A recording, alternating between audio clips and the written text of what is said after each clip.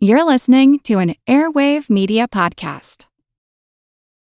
This episode is brought to you by LifeLock. Between two-factor authentication, strong passwords, and a VPN, you try to be in control of how your info is protected.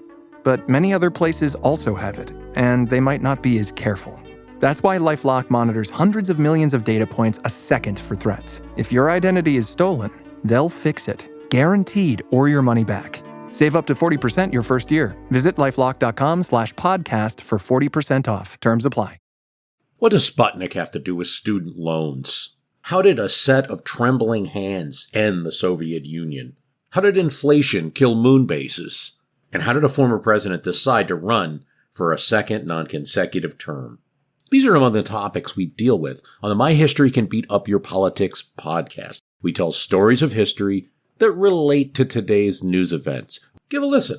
My History Can Beat Up Your Politics, wherever you get podcasts. Before the episode, I want to thank my newest patron, Shauna. Thanks so much for your support, Shauna.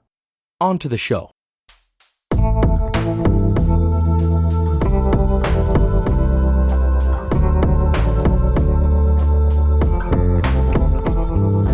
Welcome to Historical Blindness. I'm Nathaniel Lloyd, and today I'll be initiating you into the dark secrets of a powerful mystical order. Follow me into the beshadowed ceremonial chambers at the heart of a cold hilltop castle, and try not to lose your head over what we find there. In part 2 of this series, which is shaping up to be a 3-parter, we will look at the dark messianic figure saluting at the head of the Nazi columns, Adolf Hitler, and beyond him to the figures in his orbit who most involved themselves in mystical and occult practices. At the end of the last episode, we introduced him as an art student and army corporal who took an interest in the writings of Georg Lanz von Liebenfels. After the conclusion of World War I, when the Treaty of Versailles forbade the reconstitution of the Imperial German Army, unemployed veterans joined up with a number of paramilitary militias called Freikorps, or, like Hitler, joined the national police force known as the Reichswehr. This was a time of great unrest, with communists on the far left and nationalists on the far right, all displeased with the democratic compromise of the Weimar Republic, a disaffection exacerbated by a general economic collapse. Just as numerous mystical creeds had vied for ascendancy in the Austro-German New Age, in 1919 in Munich, numerous fledgling political groups struggled to capture the attention of the German people. The Reichswehr sent young Hitler to spy on one small party, the Deutsche Arbeiterparty, DAP, or the German Workers' Party. But Hitler, an avowed anti-Semite already, liked what the DAP had to say about Bolsheviks and the Jews being responsible for Germany's recent defeat, and ended up joining the party instead. Before the end of the year, the DAP became the NSDAP, or National Socialist German Workers' Party. But don't let the name fool you. They were a far-right nationalist group, seeking to expand their appeal to their base with watchwords. They were only quote-unquote socialist insofar as they heaped scorn on Jewish capitalists. Thus, the Nazi Party was born, their name a shortening of Nationalsozialistisch. And by 1921, the orator Hitler was its chairman, and by 1923, its Führer, the dictator of a political party with some 20,000 members, and its own free corps of stormtroopers, the SA, called brown shirts after their uniforms, who went around intimidating and brutalizing enemies of the party. It was late that year that Hitler attempted a coup in Bavaria, fomenting the overthrow of the government with a speech at a beer hall and marching on Munich's City Hall, a gambit that failed and landed him in prison, where he solidified his doctrine of racism and nationalism by writing Mein Kampf, and prepared himself to resume leadership of the Nazis and continue his inexorable march to absolute power over Germany and Europe. But while it is overtly clear that Hitler was driven by nationalist and racist ideals, it is not as clear whether he subscribed to the occult, mystical, and neo-pagan notions of the Austro-German New Age, or how ingrained these elements were in the culture of Nazism. Thank you for joining me as I consider this question in Nazi Occultism, Part 2, The Death's Head Cult. Once again, as I speak about the rise to power and beliefs of Hitler and his lieutenants, I do so with a purpose: to examine the veracity of claims that Nazis were an occult group. If I suggest that perhaps there are myths surrounding him or other Nazi figures, it is not in an attempt to exonerate him or revise history to his benefit. Hitler was a racist and a despot and a mass murderer, the likes of which I don't believe have ever been seen before or since in human history. And the same can be said for all his cronies or accomplices. If you are listening to this searching for fodder to use in Nazi apologism, unsubscribe, delete your accounts, go outside and get to know the people you fear and blindly hate.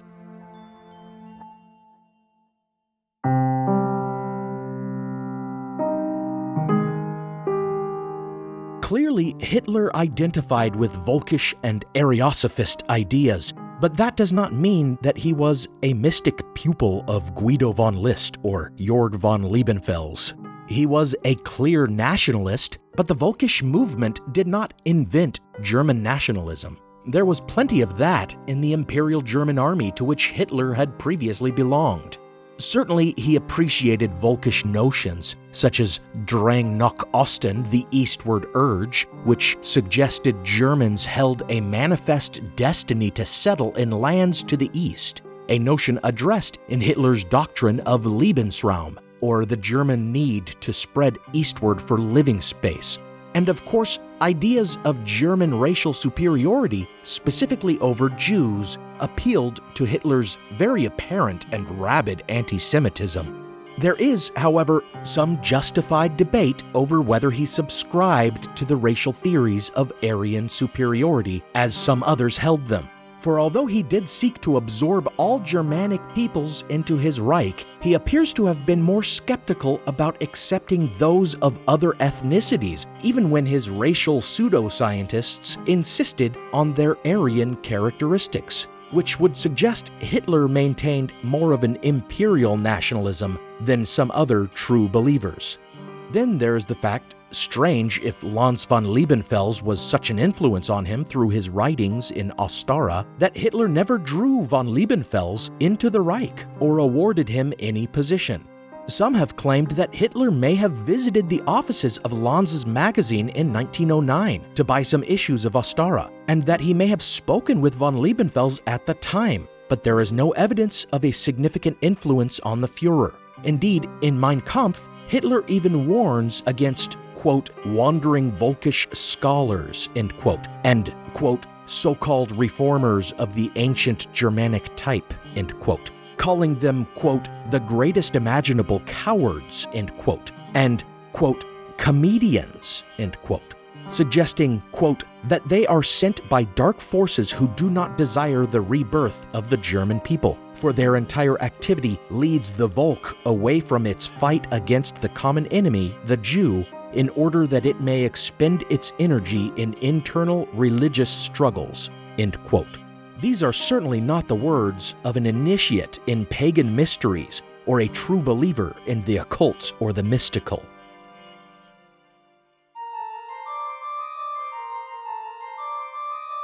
There exist numerous unsupported claims about Hitler being the pawn of occult agents bent on grooming him for evil purposes. One example comes from English occult writer Victor Newberg, who claimed to have been present at a conversation in which infamous magician Aleister Crowley informed novelist and essayist Aldous Huxley that his secret society, the Ordo Templi Orientis, had fed peyote to Hitler and under its influence brainwashed him, trained him in oratory, and, quote, gave him his daemon, end quote. Needless to say, Newberg offers no further evidence of this third-hand claim. Likewise, perhaps the most famous story about Hitler's involvement in occultism comes to us as hearsay that we are expected to take as truth. In Trevor Ravenscroft's incredible, as in hard to believe, book, The Spear of Destiny, he lays out a tale about Hitler's obsession with a magical artifact, manipulation by esoteric secret societies, and possession by dark forces, all of which was supposedly conveyed to him by Dr. Walter Stein, the physician and advisor to Winston Churchill mentioned in Part 1, who believed, or at least spread the idea, that Hitler was a Satanist. As Ravenscroft's pseudo-history unfolds, we meet a young and indigent Hitler who was obsessed with an artifact in the Hofburg Museum in Vienna. This artifact, a lance variously believed to have belonged to Saint Maurice or to Constantine the Great, became conflated with the Holy Lance, the Lance of Longinus, said to have pierced Christ's side during the crucifixion. This claim is also made of numerous other lance heads displayed around the world. Ravenscroft, however, tacitly asserting that the one in the Hofburg was genuine, describes how it called out to Hitler, possessing him, for he who took ownership of the Holy Lance would rule the world. While it is true that after annexing Austria, Hitler seized the crown jewels and this artifact along with them, transporting them in an armored train and depositing them in a bunker, there is plenty of precedent for doing so, as it made a clear symbolic statement about his sovereignty. Trevor Ravenscroft attributes quotes to Hitler without source, makes claims that biographers of Hitler have proven untrue, such as where he was at certain times and what his financial situation might have been, and relies on a plot containing so many coincidences that it reads like a bad novel, which it probably is. Perhaps the biggest strike against the book is that it later came out Ravenscroft never actually met Dr. Stein, but rather claims to have interviewed his ghost through a seance. Regardless, even if he really had learned these things from Dr. Stein, Stein's own credibility issues and the lack of any concrete evidence make Ravenscroft's story of Hitler's initiation into the occult only worth mentioning insofar as it is entertaining.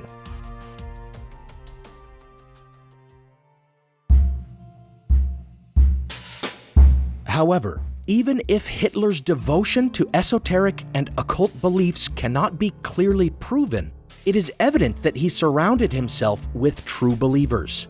One example was the astrologer and hypnotist Erich Johannesson, an old friend of Hitler's who would sometimes advise him by reading his horoscope or suggesting certain arcane rituals be undertaken for luck or to break supposed curses on Hitler. His relationship to this figure seems to suggest at least an openness or tolerance of the occult.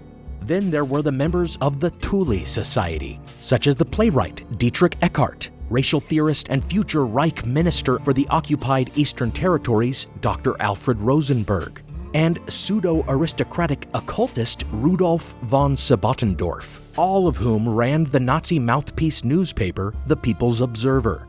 These men were all neo-pagans and Ariosophists, believers in the legendary land of Ultima Thule as the long-lost origin of the mythical Aryan race, about which, as already promised, I will have more to say before the series concludes. There is no evidence that Hitler was himself a member of the Thule Society, however, and he may have only relied on them as writers and publishers because of their involvement in the DAP from the beginning, before it had even transformed into the NSDAP or Nazi Party. One thing, however, is certain. The involvement of the Thule Society members in the Nazis did much to encourage Heinrich Himmler to devote himself to the party, and Himmler would prove to be the biggest occult influence on Nazism. Raised a middle-class Catholic like Hitler himself, Himmler was an imaginative youth who lost himself in daydreams about medieval Germanic folklore and Nordic mythology, much like Guido von List. His reveries about the warriors of the Nibelungenlied and of Teutonic knights left him yearning for martial service. He enlisted in the 11th Bavarian Infantry Regiment in World War I, but with poor eyesight and a weak constitution, he never saw any action and failed to complete the officer training into which his father had pulled strings to enroll him. During the days of the Weimar Republic, he lived on a farm and became enamored of Volkish ideas, including the most extreme blood and soil notions, and he became obsessed by the myth of the Aryan race and its history in the primeval past, as well as the runology of Guido von List. After studying agriculture at the University of Munich and trying to scratch an itch for the military service he idealized, he joined a Free Corps militia, and finding similar interests among members of the Nazi Party, such as those espoused by the Thule Society, he joined up. And during the attempted coup known as the Beer Hall Putsch, he marched with his Free Corps to seize the former War Ministry offices. Upon Hitler's release from prison and the reconstitution of the Nazi Party, Himmler took a position as a rural community organizer, recruiting Volkish idealists for the Nazi cause. But his dark star was on the rise. By 1929, he was the head of another Free Corps, the SS, the Schutzstaffel or Protection Squad, conceived as a kind of elite imperial guard. Through ruthless maneuvering, Heinrich Himmler would likewise take control of the German state police, or Gestapo, and over the course of his career and the Third Reich would become the most feared man in Germany. But his focus always remained on the SS, which he transformed from an imperial guard into a kind of cult devoted to neo-paganism and Aryan purity. More than any other Nazi, Heinrich Himmler stands as proof of occultism's influence on Nazi policy, and it was at his desk that the most horrifyingly evil Nazi policy, that of the final solution, originated.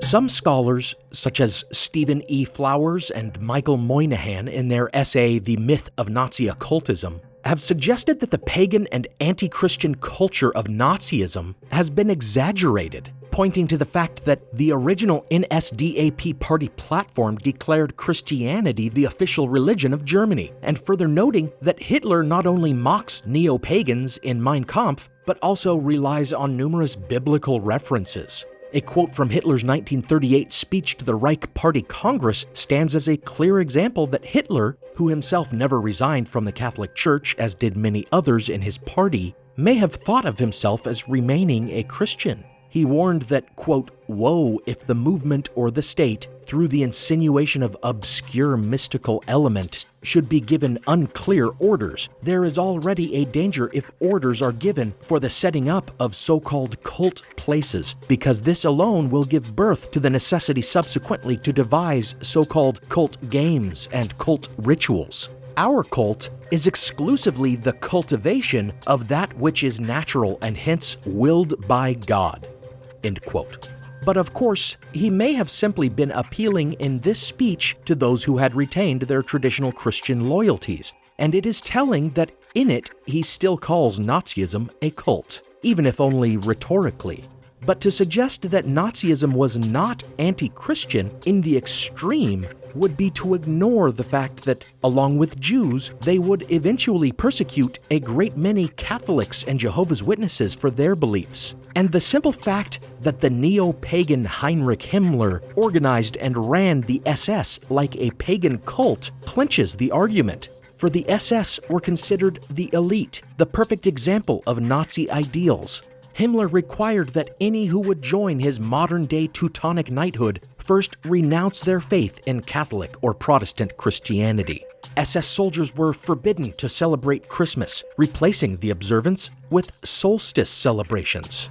While it is true that many in the SS only paid lip service to this policy and continued to worship privately as they always had, the policy itself stands as the strongest evidence of Nazism's anti-Christian, neo-pagan principles. Now for a brief intermission.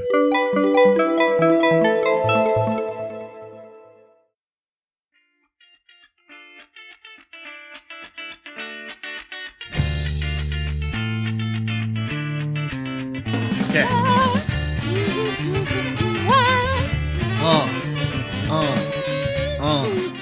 Yeah.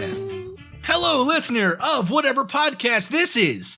I'm your host, Chris Cogswell, here with my co-host, Marie Mayhew. Hey, everybody. If you like things like ghosts, the Loch Ness Monster, Bigfoot, talking about how frustrating Alex Jones is, then come listen to the Mad Scientist Podcast, a weekly show on the history, philosophy, and hard science between fringe and paranormal claims. Marie, what other topics have we covered? Oh my God, what haven't we covered? We've covered talking trees, haunted paintings, curses, the history of surgery, the Winchester Mystery House, economic collapse, and an episode on cats. We talk about science, we talk about history, we talk about ghosts and monsters and UFOs and things, and it's a lot of fun.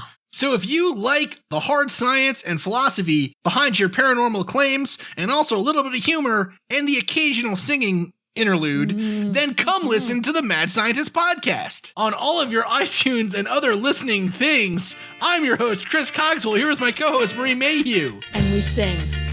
We sing. We sing a lot. We sing for science.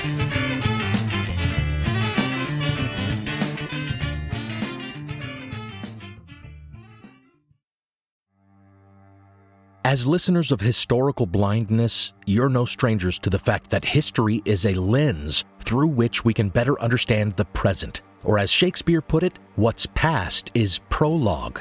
History is the indispensable context without which we cannot hope to truly understand current events. You understand that, and so do the creators of the American Scandal podcast. Every season, they immerse listeners in the biggest controversies in U.S. history, helping us understand America's dark side and learn from its troubled past. Its latest season, Ruby Ridge Standoff, delves into an incident that sowed the seeds for the rise of the modern radical right. It transports you to 1992, where in a remote corner of Idaho, federal law enforcement surround a small cabin. They've come for Randy Weaver, a survivalist who took his family to the mountains in anticipation of the apocalypse. A simple weapons charge brought the agents here, but the situation is about to explode into a deadly and tragic standoff that will later become a rallying cry for far-right extremists, fueling distrust and violent anti-government sentiment for decades. Follow American Scandal on the Wondery app or wherever you get your podcasts. You can binge all episodes of American Scandal's Ruby Ridge Standoff early and ad-free right now on Wondery Plus. Every summer, I'm careful to avoid getting burned. My summer plans always include applying sunscreen so I can attend barbecues and protests without worrying about getting scorched. And when I make my plans by making phone calls, I also don't want to get burned by an outrageous wireless bill. That's why I switched to a Mint Mobile plan and saved enough to take a summer vacation.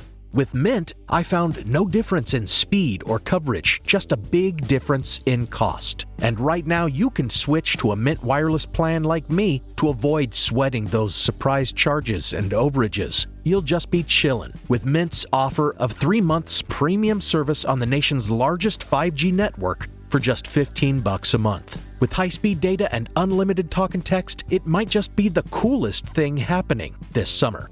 This year, skip breaking a sweat and breaking the bank. Get this new customer offer and your 3-month unlimited wireless plan for just $15 a month at mintmobile.com/blindness. That's mintmobile.com/blindness. Upfront payment of $45 required, equivalent to $15 a month. Limited time new customer offer for first 3 months only. Speeds may slow above 35 gigabytes on unlimited plan. Taxes and fees extra. See Mint Mobile for details. Now, back to the show.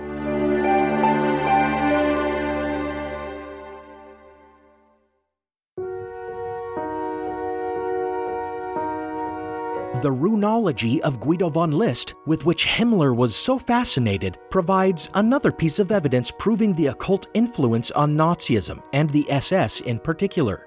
Even the prominence of the swastika itself, which had early been flown as a banner by Lanz von Liebenfels at the solstice rituals of his New Templars, appears to have been encouraged by the fascination of neo-pagans and New Age mystics with ancient runes. the old mystic Guido von List had connected the Hakenkreuz, or hooked cross as it was called in German, to ancient Aryans, suggesting it represented some force by which the universe had been created, an assertion for which, typically, he offered no evidence beyond his own certainty.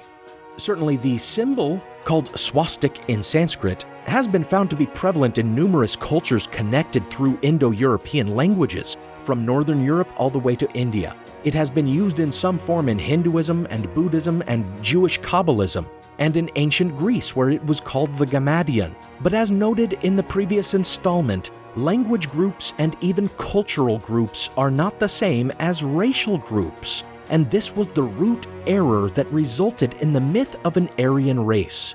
Moreover, this symbol, which Carl Sagan has noted is readily apparent in nature and so could have arisen spontaneously in completely unrelated cultures, has been found in artifacts of pre-Columbian North American native tribes, such as the Navajo.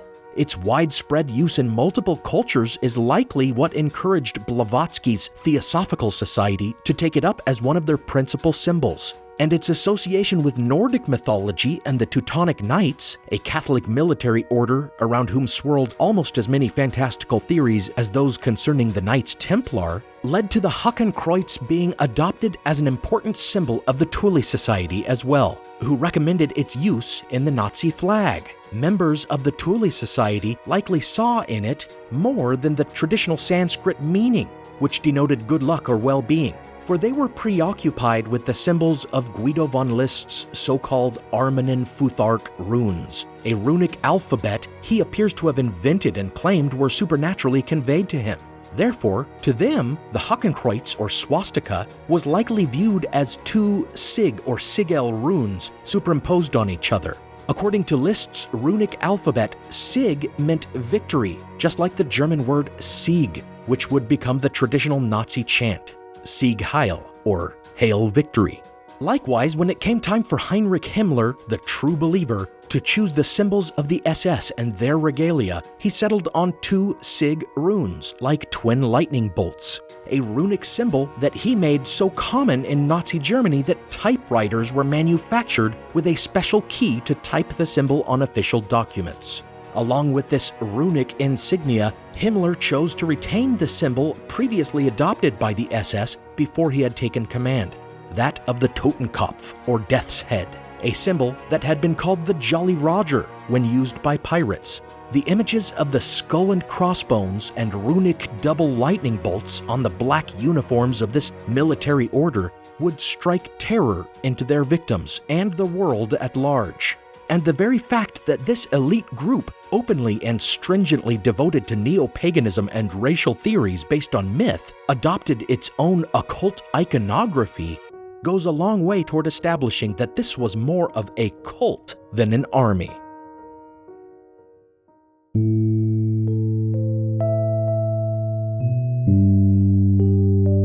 Himmler's devotion to the occult myth of the Aryan race is plain to see in his administration of the SS as well, for it was not only held up as an exemplar of Nazism, but also of Aryan racial purity. Many were the armchair theorists and mystical declaimers of Ariosophy in those years, but Heinrich Himmler, a mild-mannered and mousy little man with hooded eyes, was determined to act on his convictions of Aryan purity and actually enact a program of controlled breeding that many early 20th century eugenicists only pondered. He started by instituting exacting standards for membership in the SS, believing that his elite corps must be unimpeachably pure of Aryan blood in order to serve as the vanguard in their struggle to assert the mastery of their race. Applicants to serve in the SS were therefore required to not only appear Nordic, but to document their genealogy back more than 100 years to prove that no Slavic or Jewish blood ran through their veins. This was not only true of new applicants, but of the existing rank and file, from which Himmler purged any whose blood he believed to be tainted. Once enlisted, SS could not marry unless their brides provided their family trees to prove their pure Aryan ancestry. Once approved, their weddings were pagan affairs, a non-Christian consecration ceremony that Himmler himself had crafted. and even their daughters were forbidden to marry any man in whose lineage could be found a drop of Jewish or Slavic blood. For Himmler saw the members of his SS as the seed from which a future, purely Aryan utopia would spring, and he felt it needed to be protected from the corruption of miscegenation. No wonder, then, that after the SS had proven in its operations in the Soviet Union that it was capable of mass murder, the zealously anti-Semitic Hitler, who had long shouted about the annihilation of European Jews, would turn to Himmler, the ruthless enactor of racial policies, for a quote-unquote final solution. Thus it was Himmler, the mastermind of the concentration camp, and his Death's Head cult, who would carry out the greatest atrocities of the Third Reich.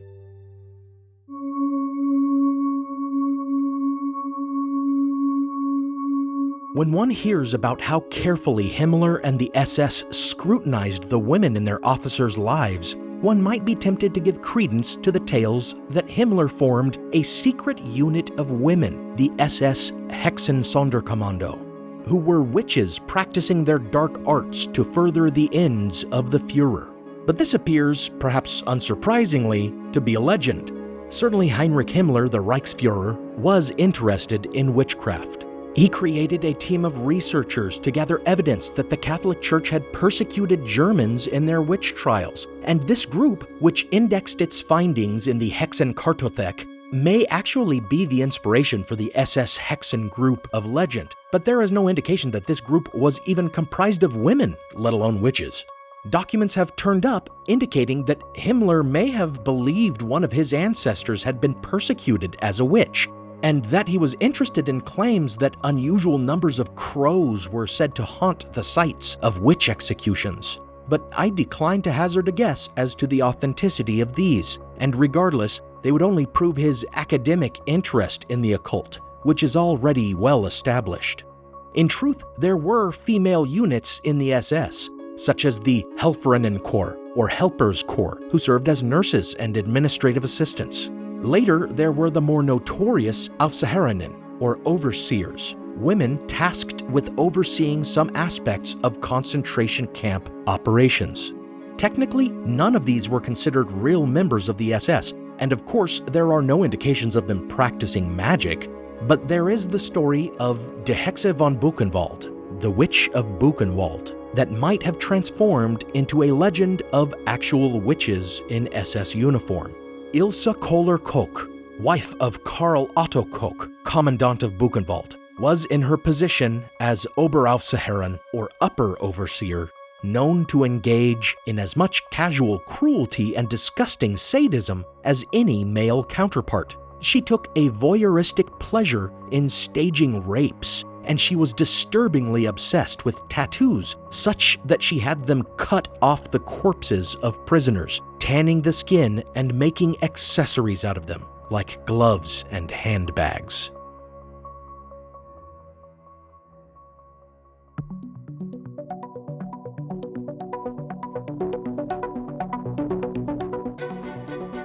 While Himmler and the SS may not have had witches in their ranks, they certainly had at least one warlock. In the same year that Hitler rose to the position of Chancellor, a nearly 70-year-old man, formerly a colonel who had served in the Austrian army during the previous World War, got an audience with Himmler and explained how he was able to commune with the spirits of old Nordic heroes from the time of Germanic mythology.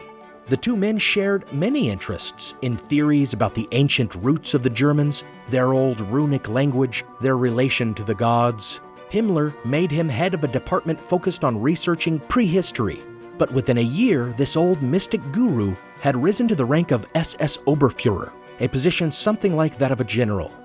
Karl Maria Willigut was just another crank coming out of the Austro-German New Age, like a Guido von List or a Jorg Lanz von Liebenfels, except he had never managed to find himself a following. Like List, he was interested in runes and had written a book about them. And just as List crafted a mythology around a group of ancient priests called Armanen, an extrapolation of a tidbit in Tacitus that mentioned Germanic tribes called Irminones who resisted the Romans, Willigut crafted his own alternate mythology around a similar group he called the Irminen, although he insisted they were a wholly different ancient Germanic priesthood that worshipped a different pagan deity and actually went to war with Liszt's Wotan worshippers. Just as Jorg Lans von Liebenfels had his publication Ostara, Willigut published his own periodical, The Iron Broom, in which he also vocally dissented from Christianity and bemoaned the fact that the supposedly superior Aryan race had been and was being deteriorated by lesser races, including the Jewish race. As Guido von List had claimed supernatural inspiration for the Futhark runes, and as Jorg Lans von Liebenfels had claimed to receive a vision revealing the threat of the subhuman races, Willigut claimed that he knew so much about the ancient world because he channeled ancient spirits, from whom he learned that the Aryan race was born 230,000 years earlier, in a fantastical world with 3 suns, peopled by dwarves, giants, and mythical creatures. His own bloodline, according to him, could be traced back to Irmanen royalty, born of gods and men, just the kind of divine sodomy that Lans von Liebenfels wrote about. In every way, he was a contemporary of those pseudo-mystics, but he never had his own secret society or cult. In fact, he could not even make a believer of his own wife, whom he abused and who ended up having him committed. Diagnosed with schizophrenia, he spent around 3 years institutionalized before being released into the welcoming arms of Ariosophists who appreciated his writings. And eventually, he found an acolyte in Heinrich Himmler, who was finally able to give him, in the SS, the cult following that had always eluded him.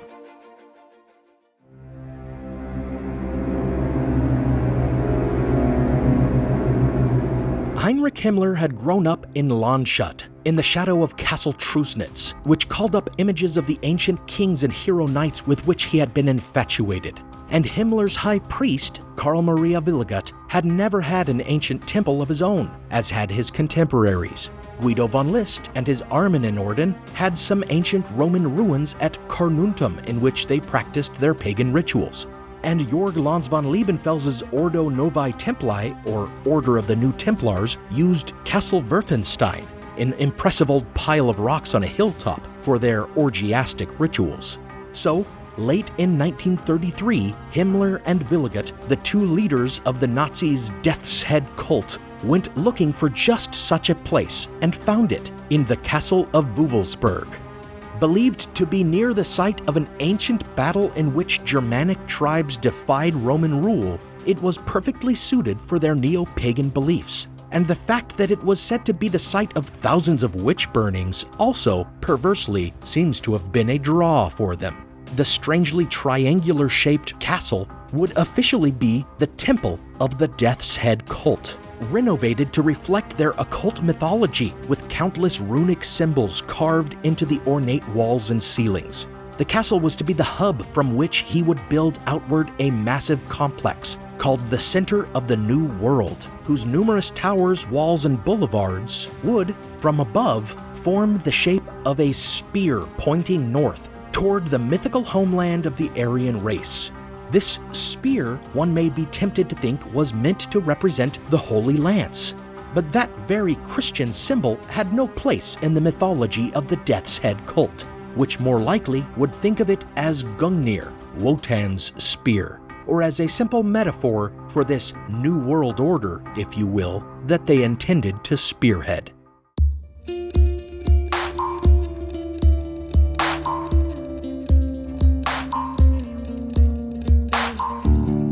It was here at Castle Wewelsburg that they would perform their pagan weddings and baptisms and other rituals, which Himmler, always one for meticulous record-keeping, kept curiously secret. Thus, legends have sprung up around the goings-on there.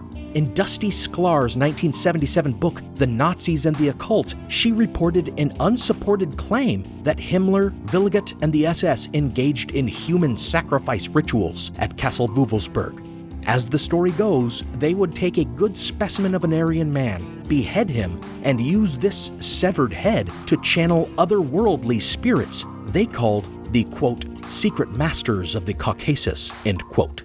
When you look more closely into the provenance of this story, however, much like the claims of Trevor Ravenscroft, it begins to lose any semblance of credibility. Sklar's source was an Occidental College anthropology professor named C. Scott Littleton, which sounds reliable enough, but it turns out Littleton had the details from a college friend whose identity he refused to reveal. And that friend had them from a professor at a German university who likewise would remain anonymous. Supposedly, this German professor's father had been an SS general and had left behind a box of files in which were reports about these grisly seances.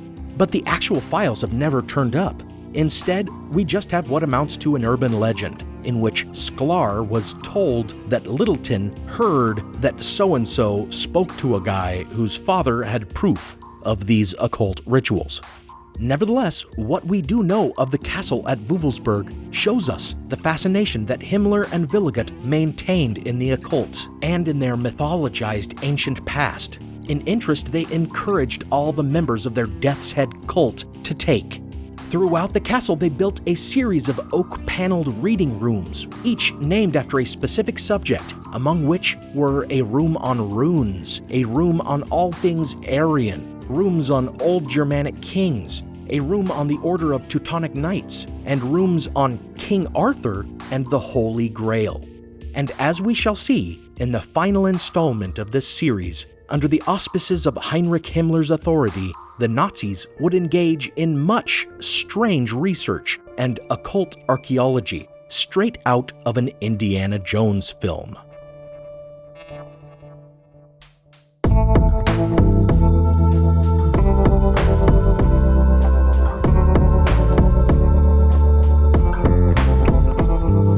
Thanks for listening to Historical Blindness, the Odd Past podcast. I want to thank the elite core of my esoteric cult, my partner patrons, Marina, Joe, Jacob, Robert, Diane, and David. Thank you so much for faithfully participating in our sacred monthly ritual of patronage. Some music on this episode was provided by film composer Alex Kish. Check out his work at alexkishmusic.com. While you're online, visit the blog at historicalblindness.com to see images and find links to further reading and citations for academic sources. You can also find book recommendations for almost every episode topic on the Books tab, as well as a link to my own book, Manuscript Found, a historical novel about the rise of the anti-Masonic political party and the composition of the Book of Mormon. If you liked the episode or are a fan of the show, give it a rating and a review wherever you can, especially on iTunes. And follow on Twitter, Facebook, and Instagram. Until next time, remember that even if it's in a book that seems trustworthy, full of other verifiable facts, that doesn't make it real. Question the source of every claim and remain wary of pseudo-history.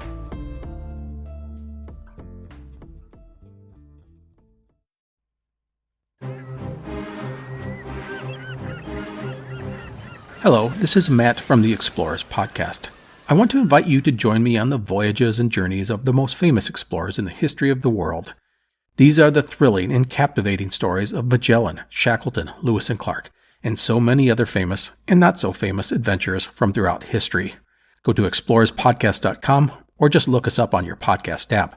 That's the Explorers Podcast. Have you ever gazed in wonder at the Great Pyramid? Have you marveled at the golden face of Tutankhamun, or admired the delicate features of Queen Nefertiti? If you have, you'll probably like the History of Egypt podcast. Every week, we explore tales of this ancient culture. The History of Egypt is available wherever you get your podcasting fix. Come, let me introduce you to the world of ancient Egypt.